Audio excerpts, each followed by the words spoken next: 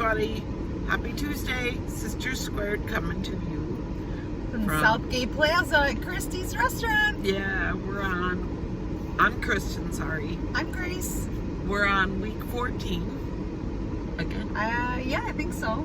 Again? Just making sure 15? It's not I think 13, it's 14. 13 was last week. Yeah. So this week's topic was, it had some weight to it. It's a doozy. I had been working with somebody recently who's going through a lot of childhood trauma, and Grace has had a lot of emotion on the surface that we believe may be also in relation to this same person. And so the topic that came up was feeling those feelings and bringing them to somebody that they were actually connected to. Yeah. Like, I felt a certain way about things that we have been going through and growing through. And it was between she and I, where I felt like I had given so much of myself for the growth of other people, right? Like, and the language that I spoke and the way I dressed, and it went down to everything, and the ideas that we came up with for our classes, I had a lot of them already down on paper, or had already kind of formulated what I wanted to do as a class. And as we got together, we really liked the topics and we built on them, but it left me feeling a little bit vulnerable, like I gave so much of myself away, to almost to my detriment. But it was an old tie, it was an old emotional tie of vulnerability that it really brought some emotion to the surface that made me feel a certain way. And I actually brought it up at the lunch table, and then she started feeling a little bit of it, but we worked through it. Like, it finally came around full circle to where it was a feeling of vulnerability from childhood and being so open to potentially losing myself and my own authenticity in the process. Like, there was so much to it, and it was hefty, and we worked through it. And then we realized that it was in response to the things that we were feeling from this other person and the work that they were doing. And so once we were finally able to put a finger on it, we held hands and we separated ourselves from that other person's grief and what they were going through, because it was things that we had already worked through. You know, Grace and I, we had a history of being competitive with each other. And so that might have been part of it. Right. Well, being compared from childhood, you know, like always being in competition. And I can tell you, you know, like my experience with what just happened, you know, I mean, it was amazing. I'll just say that, to see that from start to finish. But you know what? It didn't, all of that was not warm, fuzzy stuff. It was not. So I just want to say that, like, honoring this process and I say this all the time, all the goop. You know, leaning into something without falling in, because, you know, as she's bringing this topic up, and good for her for doing it, because like the courage it takes to do that. And, you know, I mean, I'm safe, she's safe, we're safe with each other, we've done this for a while, but you know what, that's a big leap. And so as she's bringing it up, I can feel my ego starting to rise, looking to protect me. And I was just having this conversation with someone today about ego and how it really serves to protect you. It tries real hard to protect you. And so I knew, knowing that, I knew that that's all my ego was starting to do. And so I was honoring and acknowledging that that was happening, but knowing that it didn't need to do that, that this was completely safe and that we were going to work through it. I gotta tell you, it didn't feel comfortable. Not for me either. Right. It was, and you could tell. I think we knew in each other that it was uncomfortable, but we stuck with it because in the end, we navigated through that, and now our relationship is better for it. And this is stuff, this is that, we were just talking about this as well, like the unbecoming and the unbecoming, and what was the other one I was saying? What was the other Deprogramming. Well, unbecoming, but there was something else I was saying. I can't remember well, the word anyway, that we used, but yeah, it was, but the idea of just like unraveling all that junk from before, childhood trauma, past life, whatever it is, you have to really look at, and it served you when it served you, and now this does not serve us. This does not serve to help with our growth and expansion, and that we're going to be teaching together. Like, right. We need to work through this stuff. If we're going to turn around and teach people how to do it, well, shoot, we better know how. The thing is, right? And left unsaid and left unchecked, right, that would have festered. Yes. And it would have gotten big, and it would have started to take on a life of its own. The fact that I value our relationship enough to have brought it up and out, even though it was super uncomfortable, because I never want to make her feel any certain way, and she doesn't want to make me feel any certain way. Like, and it was just that old killing each other with politeness. Yeah, and there's like, no point in it, because we just, it was like your thing with your husband. You sat in that discomfort for as long as it took to work through it. We just did that. And it was start to finish, what was it, 20 minutes? If maybe? that. And by the end, we held hands across the table, and we sent love and healing energy to the person who that actually belonged to in the first place. But it brought up things for us, and we were able to make peace with it. So we sent that back to that person. We surrounded them in love. We surrounded each other in love, and like, we really held hands and reconnected ourselves and rebalanced our energy. And there was a lot to it. Like, I feel like we came out the other side, and like, I feel lighter and she feels lighter. Oh, for sure. Like, your emotions have been on the surface. So for days it's been that way. And my solar plexus was just aching. Like, when I got to lunch with her this morning, I was like, oh my gosh, my stomach hurts. And you know what this made me think of, and maybe this happens in other relationships, not this one, but you know, think about, you know, the death of a relationship. You know, could it be that happens because people aren't willing to go here, to go to that place that's extremely uncomfortable? Sure. But and so you're just like, well, I'm just not going to do it, you know. But if the relationship is important enough to you, I think you have to do it. It's imperative. Yeah. It's imperative that you do it, because it's like you know, the death of a relationship due to being polite or being politically correct or being whatever. Like, dig deep in there. You know, I don't know. We knew that this relationship could handle it, and I suppose there are relationships out there that might not be able to. Really, you have to gauge that for yourself. And it takes practice. And I've gotten to the place where I don't have to weigh my words as much.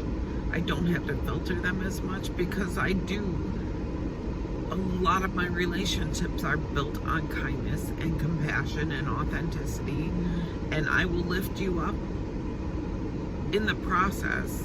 And we value this relationship enough to not have to throw stones and not have to, like, and we both know that the value is there. It's priceless.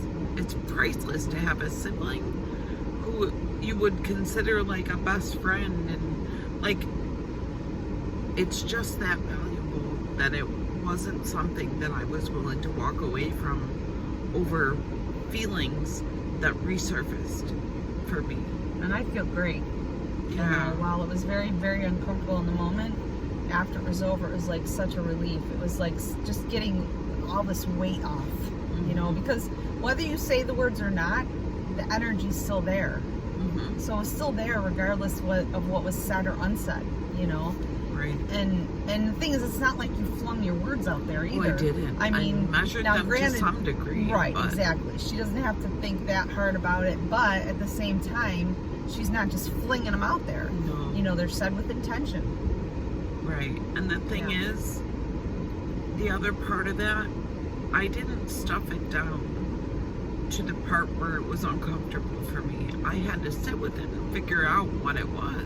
Right. We sat together as we picked all the pieces out of it. You know, we're like, well, what does this look like? And we turned it around to all the different angles and really looked at it to see what it was made of. And a lot of our things go back to childhood. I mean, and that goes for everybody.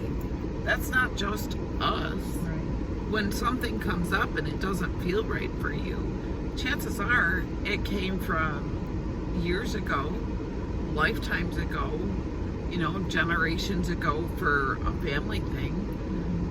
And I think that every family has some competition between siblings, even cousins. Yeah. You know, anybody who spends a significant amount of time with people in their family, I'm sure they go through the same thing. But I think that because I didn't have to betray my own self to sit with that and just take it away and let it fester, I didn't do that. And then wonder why we weren't getting anywhere in our classes because we couldn't get past it. Wow. Right. That goes somewhere. Yeah, that energy has to go somewhere, yeah. And the fact that we were able to ground it by holding hands across the table and surrounding all of that in a loving energy, I think that we really diffused it. And it felt good to be able to do that. And I think there's a lot of that going on right now. I think a lot of people are really uncomfortable in situations, and so much is being brought to the surface for that last look and to make peace with. And I think that was one for me, you know, or one for us. I'm so proud of you. I know. I'm proud of us. The thing is, and you probably had a thread in there too, you know. Oh, for sure. Like, but there's been competition between us before. You know, sisters. It is. You know, it's like your birthplace, you know, your place in the family, and your, you know, your, like, where you fit in, and the characteristics, like, you know, were you the youngest? Were you the baby? Were you the good one, the bad one, the perfect, whatever it is, it's like, what is it? And that's that unbecoming, you know, that I was talking about, and the unknowing, you know, of things. Yeah. So I think this was a really good topic for today, because we got to practice what we preach. Oh, man. You know, that discomfort is really a thing. Talk about other things. I was sitting at a red light on 5, and back in September of 2020, I had gotten rear-ended by a Buick. So I was sitting at a red light, and she just plowed right into me without hitting the brakes. And so today, I'm sitting at a red light on Route 5, and this Buick is coming up on me, and I'm like, oh, he's going real fast.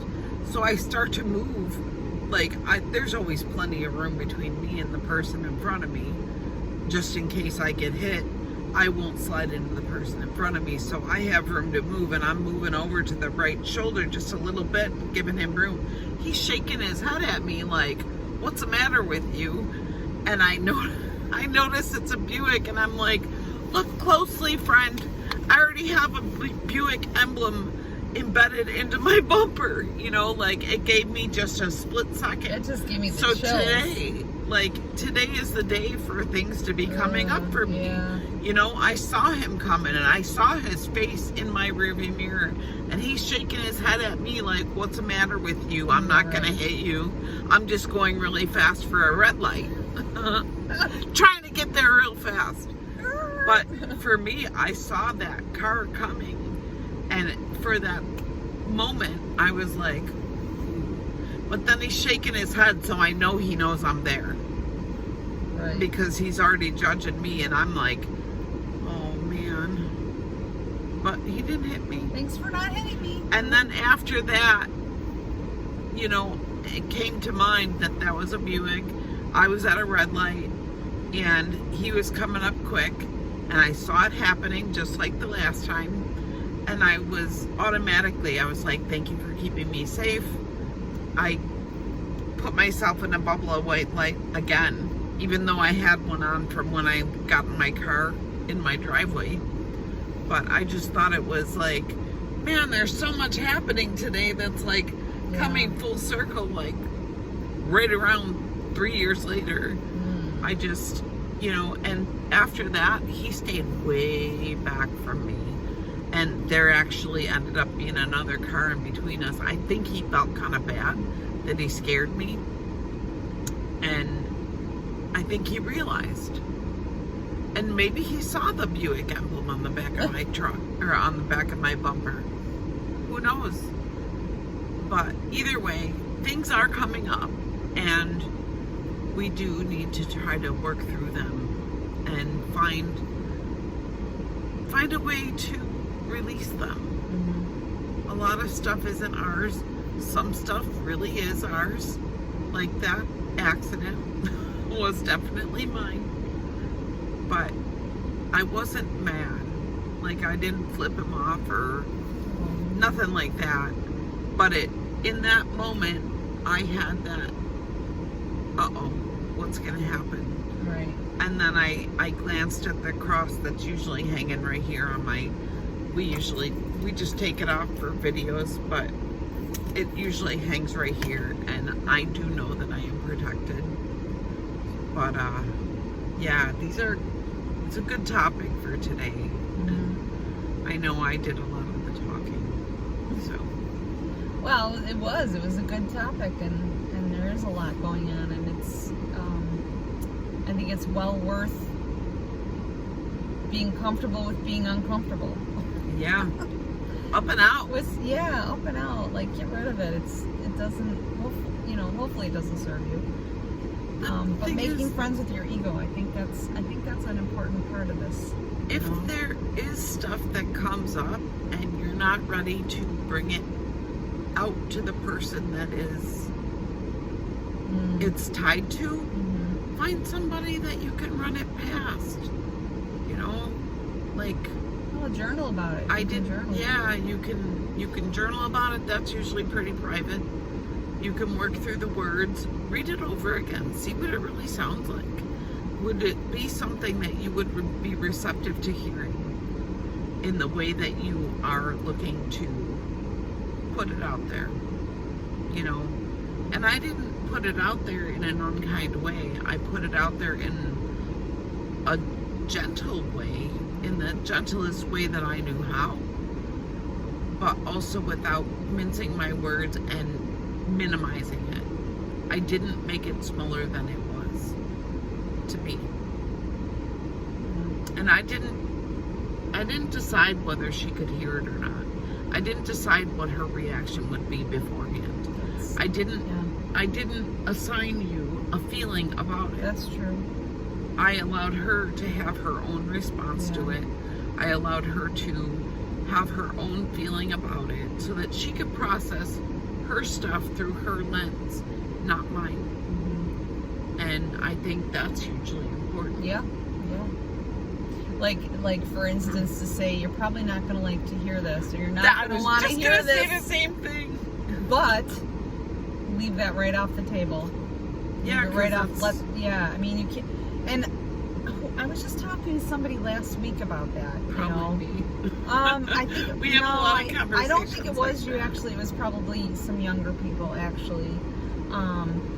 but it was, you know, that, like, you know, you say what you need to say in the kindest way that you can say it, and then, you know, where they take it from there is up to them, you know, and, yeah, you can't, as long as you don't pre-label and prejudge it. Yeah.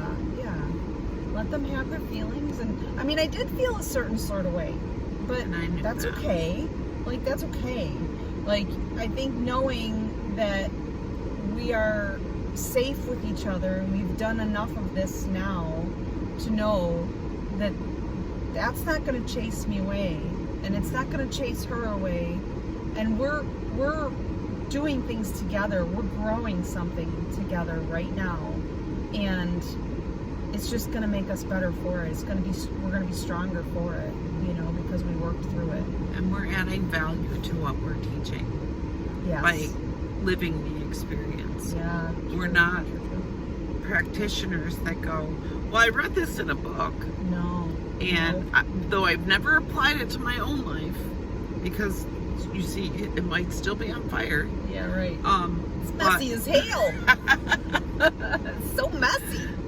But don't pay no attention to the dumpster fire behind me. Right. I'm here to tell you this. But the thing is, we've applied it. Yeah. And we know that it works. So I think that makes a big difference in, you know, how it's received. We're not just out here blowing smoke up people's asses just because we want to teach something. But so much of this goes to doing your own work and trusting your intuition. You know, all things that we've talked about, really. Doing that shadow work, you know, honoring yourself, honoring your boundaries, honoring your space, knowing that if your energy is a little funky, that maybe you need to check that and take a look at it and see what you're putting out there. Yeah. And gosh, you certainly don't want to fling it at people.